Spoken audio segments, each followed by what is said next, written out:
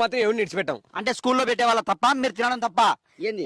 నాకైతే సంబంధం లేదు. ముందు జాగ్రత్తగా మాట్లాడొట్టా నువ్వు. జగన్ సార్ అన్నాడు దమ్మలు పోగుతాయి నీకు. ఎవరన్నా ఎవరేమన్నారు? ఇప్పుడు ఆయన అంటాడే ఎవరు పోగన్నారు? నేను నాకు అన్నం పెడతా అన్న 3 పూట్ల. నువ్వు ఎందుకు దెంగులు లెక్కచ్చావు నాయన? నువ్వు పోనైనా, నువ్వు ఈ నుంచి దాటు.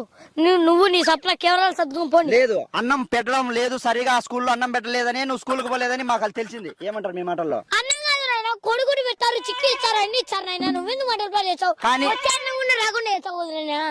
నువ్వెక్కడా ఉంటావు నాయన? వద్దు పోనైనా. నేను చెప్తున్నాను స్వప్న, ఈ రోజు తెల్ల పంచాయత్ ఛానల్ నుంచి జగన్మోహన్ రెడ్డి గారికి రొట్టె గారి ఓటు కంపల్సరిగా అతను వేసి అతని ఇంట్లో ఓట్లన్నీ వేపిస్తాడని అతను చెప్తున్నాడు. రొట్టె ఆ ఓటే పిల్లనైనా, నాకు ఓటకే లేదు. నువ్వెందుకు మాటలు చేసావు? నాకు ఓటకన్నా ఉందన్నా నువ్వు మాట్లాడానికి. తెల్ల పంచాయత్ ఛానల్ నుంచి రొట్టె గారు 10 మందితో 10కి 10 ఓట్లు 100 ఓట్లు వేపిస్తా అని చెప్తున్నాడు. స్వప్న ఒకసారి బాగా వినండి. అర్థం అదేలేగా. ఇప్పుడు జగన్మోహన్ రెడ్డి గారికి ఓటు వేస్తా అన్నప్పుడు టీడీపీకి ఓటు వేయరు వాడు. అంటే నువ్వు టీడీపీ ఓటు ఎవరికి నాకు ఓటకే లేదు మడ్డ. నువ్వేంది? మీ ఓట్లు 10 ఉన్నాయని మాకు తెలిసింది.